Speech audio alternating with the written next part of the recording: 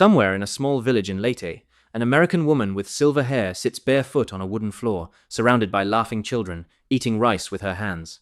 But 2 years before this moment, her own son slid a check for $200,000 across a marble table in Connecticut and told a Filipino nurse to disappear from her life. The nurse looked at the check for a long moment. Then he slid it back across the table. "Your mother is not for sale, sir." The son's face went white. His hand was still on the table, fingers spread flat, as if he could somehow take the words back by pressing hard enough. Because in that moment, he understood two things. This man could not be bought, and his mother, the quiet, fading widow he called every Sunday out of duty, was in love. Let me take you back to the beginning. On a small table beside her bed in that Connecticut mansion, the widow kept three things: her late husband's wedding ring, worn always on a thin gold chain around her neck, a framed photograph of her family in better days, and a stack of letters she no longer had the strength to answer. She was 63 years old. Her husband of 38 years had died of a heart attack in the garden on an ordinary Tuesday.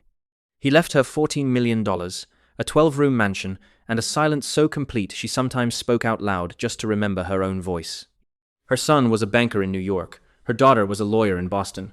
They visited twice a year and called every Sunday at 5 o'clock. The calls lasted 11 minutes. She had timed them. She stopped cooking. She stopped gardening. She stopped eating full meals. She was not dying of any disease. She was simply finishing. Then she fell on the staircase and broke her hip. And her children, busy, worried, guilty, hired a live-in nurse. He arrived on a Tuesday with one suitcase and a guitar. He was 34 years old, from a province in the Philippines called Leyte. He spoke softly. He moved through the house like he was afraid to wake it. He called her ma'am in every sentence, and he cooked her bland hospital food exactly the way the doctors ordered. She did not know it yet, but the quiet man cooking her dinner was carrying a secret in the bottom of his suitcase, a secret that would one day lead her halfway across the world to a house painted yellow and white. For 3 weeks, she barely spoke to him. Then, one evening, she smelled something from the kitchen that did not smell like hospital food: garlic, vinegar, soy sauce, bay leaves, something warm and dark and alive.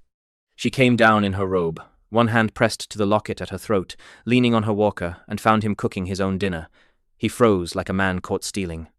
"I'm sorry, ma'am. This is just for me. Your food is—" "What is that?" "Chicken adobo, ma'am." She sat down at the kitchen table. "Give me some." That night, for the first time in 2 years, the widow finished an entire meal. Then she asked for more. The next week, he taught her to eat the Filipino way. She reached for a fork. He smiled and gently set it aside, showing her how to gather the rice with her fingers, kamayan, he called it. Rice ended up on the table, sauce on her chin. She started laughing, a rusty, surprised sound, like an engine turning over after years in a garage. A few days later, he brought home a small green fruit from the Filipino grocer in town. "Try this, Camillas, good for the blood." She bit into it before he could warn her, and her whole face folded in on itself, eyes streaming, and he laughed so hard he had to sit down, the first time she had ever heard him laugh without covering his mouth first. "You did that on purpose," she gasped. "A little," he admitted. Ma'am Margaret needed to make a face like that at least once. It was the first time he had said her name. "My husband would be horrified," she said, wiping her eyes, still laughing. A grown woman, crying over a piece of fruit. "No," the nurse said quietly. "I think he would be happy you are eating and laughing." She stopped laughing. She looked at this young man from the other side of the world. "Call me by my name," she said. "Nobody has used my first name since my husband died." Slowly, the house began to change. Music came back. He played old American songs on his guitar, songs from her wedding year, and she sang along in a voice she thought she had buried with her husband. The garden came back. He wheeled her outside every morning, and they planted tomatoes together, his hands guiding hers into the soil. She was not falling in love yet. She was doing something that had to come first. She was coming back to life. Then, one afternoon, a photograph fell from his bag. She picked it up. A young Filipino woman, smiling in the sun, a baby boy in her arms. "Who are they?" His face changed. Every light in it went out at once. He took the photograph gently, put it back in his bag, and said 5 words she would never forget. "Someone I could not save." He left the room. She had spent her whole life being protected by her husband, by money, by walls. But sitting there in the quiet, turning her locket over in her fingers, she realized something that changed everything. The man protecting her was the one who truly needed saving. Her daughter flew in from Boston on a Friday. She had not come for a visit, she had come with a folder. "Mom, we looked at his bank deposits. He's sending nearly every penny home. We're not trying to be cruel, we just don't want you to be someone's ticket out of poverty. That's all this is. We love you." The widow looked at the folder for a long time. Then she looked up at her daughter, and she said the sentence that ended the argument forever. "Your father made $40 a week when I married him. I had nothing, not even a car. Was I his ticket out of poverty, or was I just a girl he loved?" The daughter opened her mouth. Nothing came out. "You're scared?" the widow said gently. "I understand. But there's a difference between protecting me and controlling me. Your father knew that difference. I pray someday you will too." The daughter flew back to Boston that night. She did not call the next Sunday. It was the son who found the truth. He hired a private investigator. Quietly. He wanted evidence proof that the nurse was exactly what he feared. 3 weeks later, the report arrived. The son read it alone in his office, and what he found broke something open in him. The nurse sent almost his entire salary home every month, not to a hidden wife, not to a scheme, to an orphanage. An orphanage in Leyte, built on the exact plot of land where his house once stood before the 8th of November, 2013. Before Typhoon Yolanda came out of the sea and took his wife and his infant son while he was working a hospital shift in the city, he became a nurse because he could not save them. He built an orphanage on their grave, because grief has to go somewhere. And the report ended with a single line the investigator did not have to write, but did. No evidence of financial motive. In 20 years of this work, this may be the most genuine man I have ever investigated. The son read the report 3 times. He never showed it to his sister. The widow announced the wedding in spring. Her daughter refused to come. Her son said he would think about it, which they both understood meant no. The wedding was a courthouse. 2 witnesses, strangers who were next in line. She wore a pale blue dress, the locket resting at her collar. He wore his only suit, pressed the night before with a borrowed iron. When the judge asked for the rings, the nurse produced a simple silver band he had saved 4 months to buy. She cried. Not because the wedding was small, because it was real. That evening they sat in the enormous empty mansion, and she looked around at 12 rooms of furniture no one had sat on in years. The mansion was full of her husband's ghost.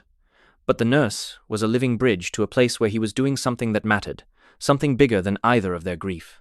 She realized she did not want to simply remember her old life anymore. She wanted to be part of his... "Take me to Leyte," she said. He looked up. Margaret. His voice caught on her name, still new in his mouth. "That is not Connecticut. Life there is not soft." She took his hand, the locket swinging gently between them. "I have had a soft life. It nearly killed me. Take me home." They arrived in Leyte in the rainy season. The village met them at the road because, in the Philippines, no one arrives quietly. Children, neighbors, elders, the tricycle drivers. Everyone had heard. Their nurse had come home, and he had brought an American wife with silver hair. She stepped out of the van into the warm rain, and the children swarmed her, touching her hair, laughing, calling her Lola before anyone had taught them to. Lola, grandmother. She had 2 children and no grandchildren in America. She had been in Leyte for 4 minutes, and already had 12. Then he showed her the orphanage. A simple building, painted yellow and white, standing where his house once stood. 12 beds, a small classroom, a kitchen that smelled like adobo. His guitar, she noticed, already hanging on a hook by the door as if it had always belonged there. And on the wall of the main room, a framed photograph. The young woman from his bag, the baby in her arms. Fresh sampaguita flowers beneath the frame replaced every morning for 11 years. The widow stood before the photograph for a long time, her hand rising to the locket at her throat without her noticing.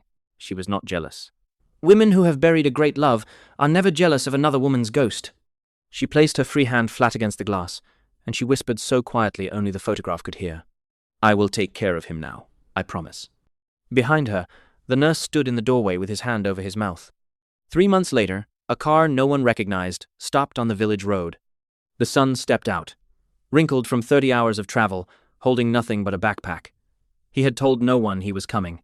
He had read the investigator's report 100 times. He had picked up the phone to call his mother 50 times and put it down 50 times. Some apologies cannot travel through a phone. He walked into the orphanage and stopped. His mother was sitting on the floor, barefoot, silver hair loose, the locket catching the light as she leaned forward, surrounded by children. She was reading a storybook out loud in broken, terrible Tagalog, and every time she mispronounced a word, the children shrieked with laughter, and her new husband, sitting beside her, gently corrected her, and she repeated it worse on purpose, just to hear them laugh again. She was not the fading woman from the mansion. She was the loudest person in the room. The son stood in the doorway of an orphanage in Leyte and watched his mother, 63 years old, worth $14 million, wearing a house dress and no shoes, and understood, at last, that she was richer here than she had ever been in Connecticut. She looked up and saw him. She did not ask why he came. She did not mention the check. She simply smiled the way she used to smile when he was a boy, and said, "There's adobo in the kitchen, Anak. Sit down." Anak. My child. His mother had called him Anak. The Wall Street banker sat down on the floor of an orphanage among the children and ate rice with his hands for the first time in his life. He comes back every Christmas now. The daughter has not come. Her letter arrived 6 months after the wedding. The widow keeps it on the small wooden table beside her bed, sealed, unopened. Not out of anger. She simply already knows what the first line says, and she is waiting for her daughter to come say it in person. The door, she tells her husband, is open. The adobo is always warm. And on that small wooden table in Leyte, the same 3 things that once sat beside her bed in the mansion transformed. Her first husband's wedding ring still on its chain around her neck, resting now beside the silver band her second husband saved 4 months to buy. Because love does not replace love, it makes room. The photograph, but now there are 2. Her family in Connecticut, his wife and son in the sun, side by side in one frame, because grief that is shared is grief that is honored. And the sealed letter, waiting patiently, like a mother does. Because love at 63 does not look the way the world expects. It does not arrive with flowers and violins. It arrives in a bowl of adobo, cooked by a man who lost everything and still chose to stay. It arrives the ordinary evening a woman who was quietly finishing her life decides instead to begin it. For everyone who has been told they are too old to start again, you are not too old. You are right on time. Hindi pa huli ang lahat. It is never too late.